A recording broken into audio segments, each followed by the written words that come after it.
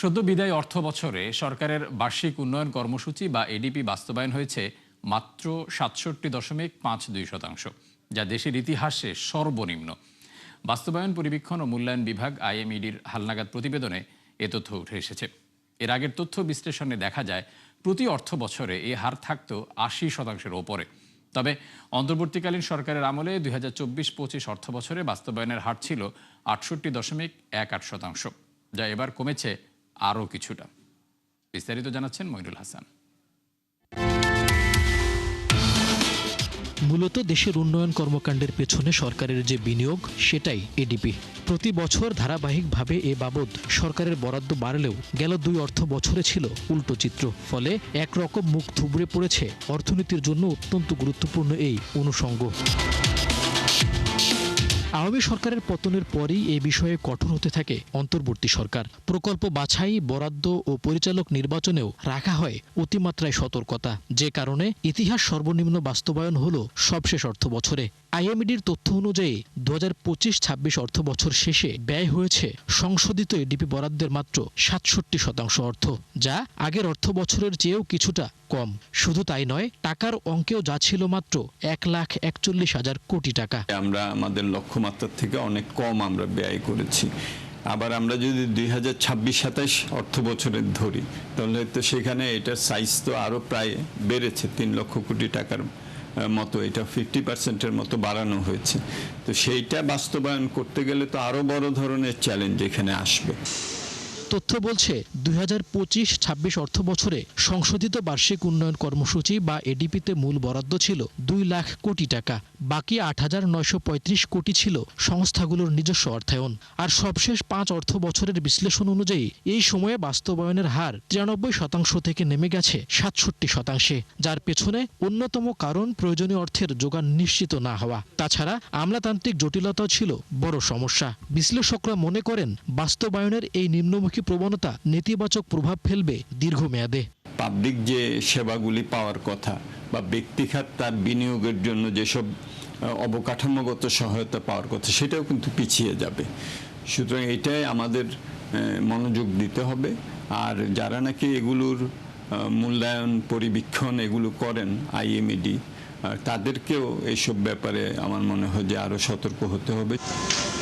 গেল অর্থ বছরে 56টি মন্ত্রণালয় ও বিভাগের মধ্যে এডিপি বাস্তবায়নের হার সবচেয়ে কম ছিল সংসদ বিষয়ক সচিবালয়ে। মইনুল হাসান, 71, ঢাকা।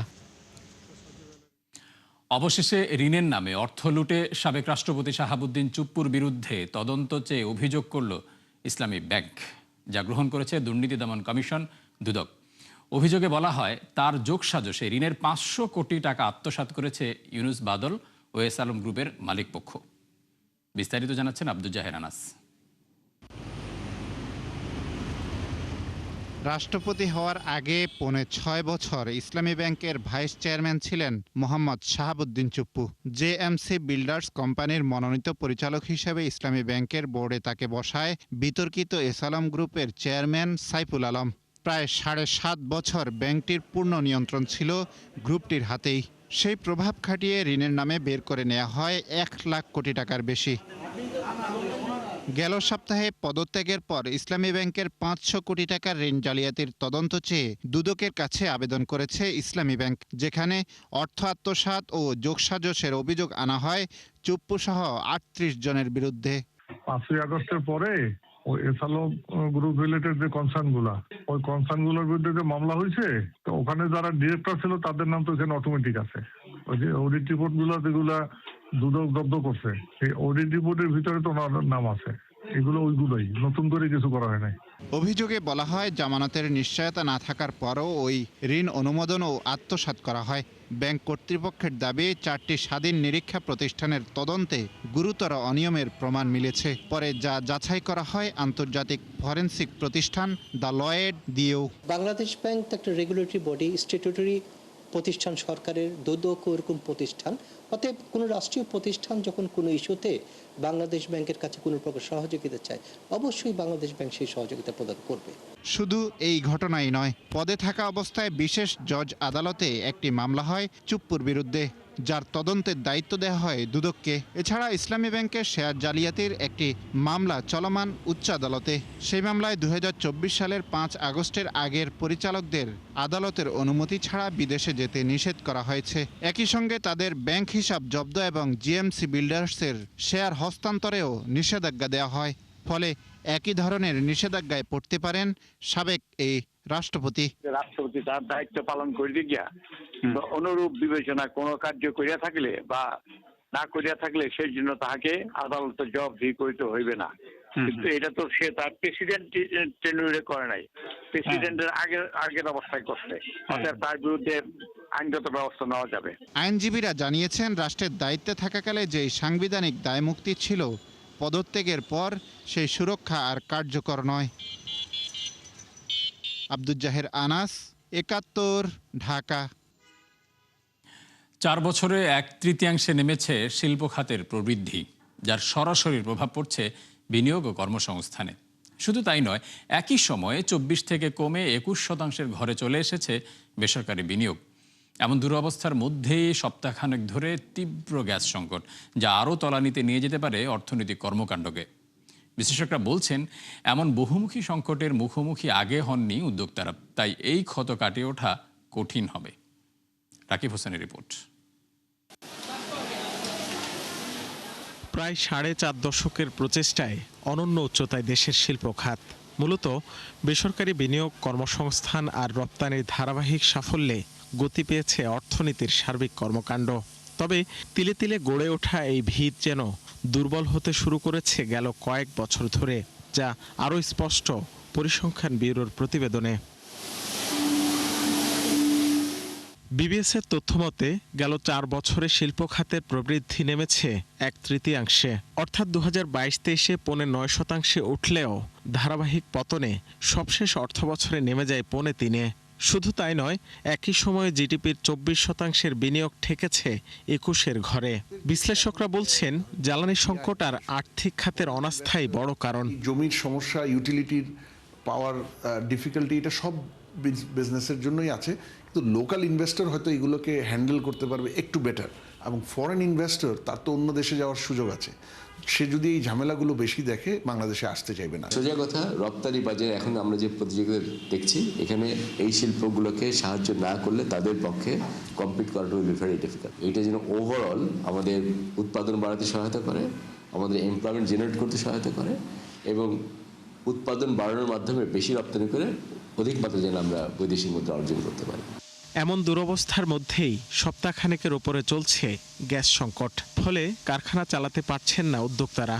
এতে বাতিল হচ্ছে ক্রয়াদেশ, টিকে থাকার চিন্তায় ছোট বড় ব্যবসা প্রতিষ্ঠান। তাই অবস্থার উন্নতি না হলে দীর্ঘমেয়াদে ক্ষত তৈরি হতে পারে অর্থনীতিতে, যা কাটিয়ে ওঠা কঠিন হবে ভবিষ্যতে। আমার ইমিডিয়েটলি আরও 500 মিলিয়ন ঘনফুট এলএনজি আসা উচিত ছিল। তাহলে এটা তো আজকেই দরকার ছিল, কিন্তু আমার তো এফএসআরিও নাই। তাহলে আমি আরেকটা এফএসআরিও যদি এখন আনি, এটা আরও 2-2.5 বছর বা 1.5 বছর লাগবে। তো এই 1.5 বছর আমি কি করব ভাই? 1.5 বছর পর ঠিক হবে। 1.5 বছর পর্যন্ত তো আপনি দেউলিয়া হয়ে যাবেন। 1.5 বছরের ভিতরে তো আপনি ডিফল্টার হয়ে যাবেন। এই যে গত 4-5 বছরে ব্যবসা কন্টিনিউয়াস চাপের মুখে থাকতে থাকতে প্রাইভেট সেক্টরে কিন্তু একটা নাভিশ্বাস বেড়ে যাওয়ার মতো অবস্থা। তো স্বাভাবিকভাবে আমাদেরও ধৈর্য হারিয়ে যাচ্ছে যে আমরা ব্যবসাটা কন্টিনিউয়াস কত আর লস দিয়ে আমরা চালাবো।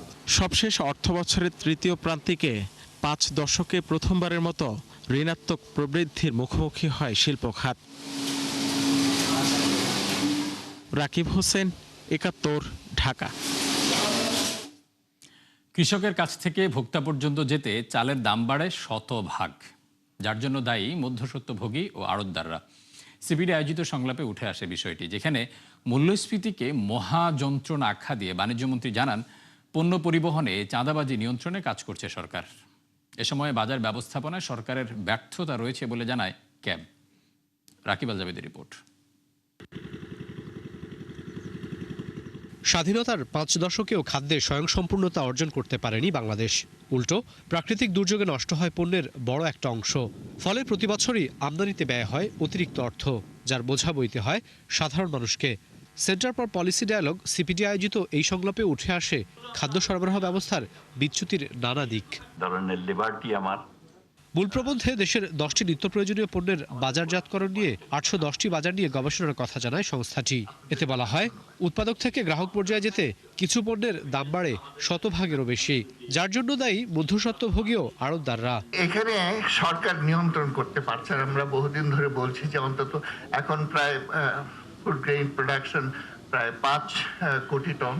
বিশেষ করে নিম্ন আয়ের জনগণ কি ধরনের পণ্য ভোগ করে থাকে সেটা একটা এগুলো বিষয়, এবং তার পাশাপাশি যে বিভিন্ন পর্যায়ে যে দামের যে এই যে পরিবর্তনটা এবং দামটা কিভাবে হয়, এগুলোর যে বিভিন্ন নিটিগ্রিটি বিভিন্ন মাঠ পর্যায়ে আছে তথ্য পাওয়ার ক্ষেত্রে, সেগুলাকেও কিন্তু আবারও যাচাই বাছাই করা হবে। এ সময় বাজেটে নিত্যপণ্যের শুল্ক ছাড়ে সাধারণ মানুষের সুফল না পাওয়ার কথা জানান এনবিআর এর এই সাবেক চেয়ারম্যান। প্রতিটা ক্ষেত্রের প্রয়োগটা কিভাবে হচ্ছে সেটা যদি দেখভাল না করা হয় তাহলে কিন্তু এটা হবে না, কারণ ইনফ্লেশন অবশ্যই চেক দিতে হবে। সভায় মূল্যস্ফীতিকে এক মহা যন্ত্রণা উল্লেখ করে বাণিজ্যমন্ত্রী বলেন, কৃষিপণ্যে পরিবহনে চাঁদাবাজির মতো অদৃশ্য খরচের কারণেই দাম বাড়ে, যা নিয়ন্ত্রণে কাজ করছে সরকার।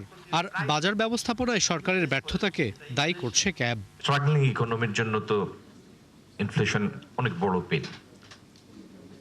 এটার সবথেকে সিম্পল ইন্টারপ্রিটেশন, ইকোনমিক ইন্টারপ্রিটেশন হচ্ছে যেটা ক্রয় ক্ষমতা কমিয়ে দেয়। এই সরকার ওই চাঁদাবাজিটা যদি বন্ধ করতো, এটি তো খুব বেশি কঠিন কাজ নয়।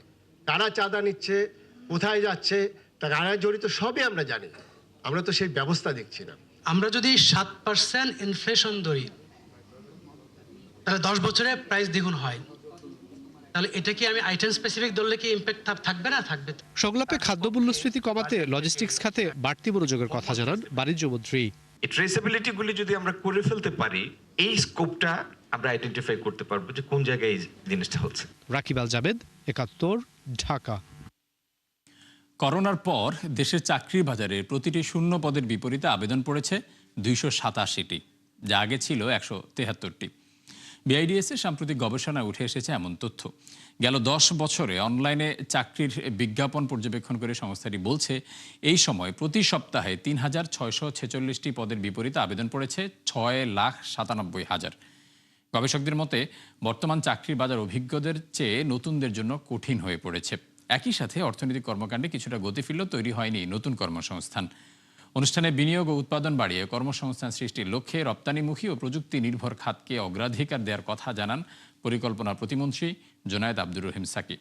এ সময় জ্বালানিকে বড় সংকট স্বীকার করে প্রতিমন্ত্রী জানান, মোকাবিলায় অভ্যন্তরীণ সক্ষমতা বৃদ্ধির পাশাপাশি নেওয়া হয়েছে স্বল্প ও দীর্ঘমেয়াদী পরিকল্পনা।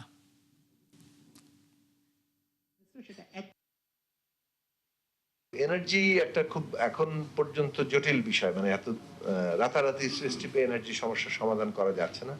তারপরেও একটা দৃষ্টিভঙ্গি, মানে পলিসি লেভেলে আগেকার আমদানি নির্ভর মানে জ্বালানি নীতির বদলে একটা আত্মনির্ভরশীল জ্বালানি নীতিতে শিফট করা হচ্ছে। রিগ ইতিমধ্যে কেনা হয়েছে, কেনার প্রসেসে আছে, আরো কেনা হবে, এবং ব্যাপেক্স সহ আমাদের নিজস্ব প্রতিষ্ঠান 3টা প্রতিষ্ঠান গ্যাস উত্তোলন করে তাদেরকে শক্তিশালী করার চেষ্টা করা হচ্ছে সর্বোচ্চ অগ্রাধিকার দিয়ে।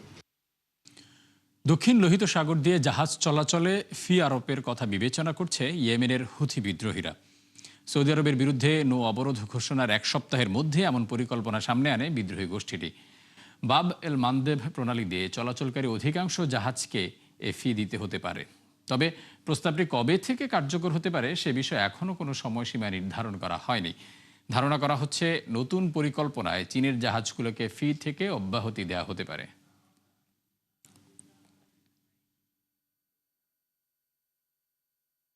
গেল 2 বছর বাংলাদেশের তাপমাত্রা বেড়েছে 1.28 ডিগ্রি সেলসিয়াস। এতে প্রতি বছর নষ্ট হয়েছে 3% কর্মঘণ্টা। শুধুমাত্র 2024 সালে আর্থিক ক্ষতি হয় প্রায় $2 বিলিয়ন। সাম্প্রতিক এক প্রতিবেদনে এমন তথ্য প্রকাশ করেছে বিশ্বব্যাংক। সংস্থাটি বলছে, যথাযথ পদক্ষেপ না নিলে হুমকিতে পড়বে সামগ্রিক অর্থনীতি। নুসরাত মমি জানাচ্ছেন বিস্তারিত।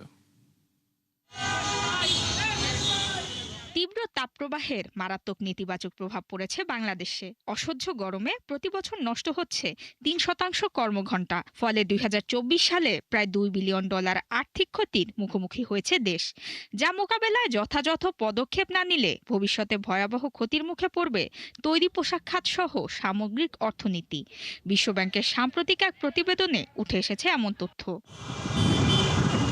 প্রতিবেদনের তথ্য বলছে 2024 সালের তুলনায় বাংলাদেশের গড় তাপমাত্রা বেড়েছে 1.28 ডিগ্রি সেলসিয়াস। ফলে কর্মীদের উৎপাদনশীলতা কমে হুমকির মুখে প্রতিযোগিতার সক্ষমতা। পরিস্থিতি মোকাবেলায় ব্যবস্থা না নিলে 2080 সাল নাগাদ বার্ষিক 7.5% কর্মঘণ্টা নষ্ট হবে, যা 16.5 লাখ কর্মসংস্থান হারানোর সমান।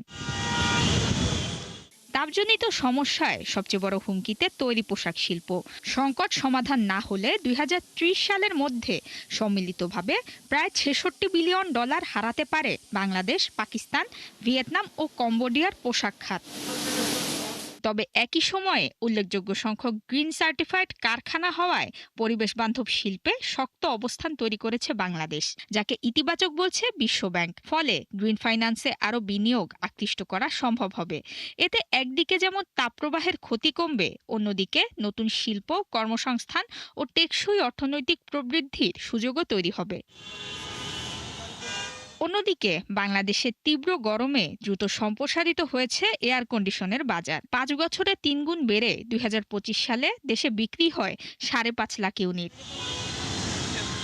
নুসরাত মৌমি, 71।